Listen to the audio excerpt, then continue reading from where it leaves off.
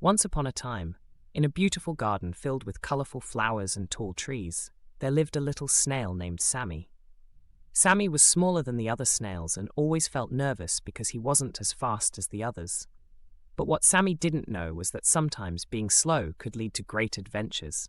One sunny morning, as Sammy was munching on a leaf, he heard a loud cry. "Help! Help!" It was Alisha, the tiny butterfly, fluttering in a panic. Sammy peeked out from his leaf and asked, "What's wrong, Alisha?" Alisha flapped her wings and said, "Oh no, my favorite flower is trapped in a thorn bush, and I can't get to it. The thorns are too sharp for my delicate wings." Sammy thought for a moment. The other snails were too far away, and no one else seemed to notice. He may have been small, but maybe he could help. "I'll go," Sammy said bravely, sliding over to the thorn bush. "But you're so small, and the thorns are so big." Alisha exclaimed, worried.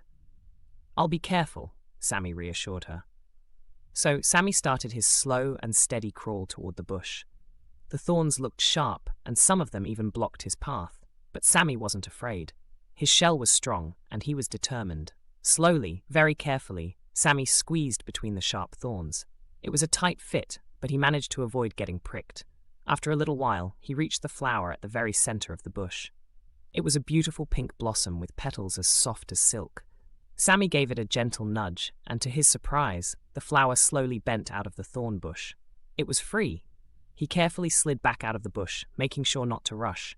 Alisha watched with wide eyes as Sammy came back, safe and sound, with the flower leaning out of the thorns, ready to be visited. "You did it, Sammy," Alisha cheered. "You're so brave." Sammy smiled shyly.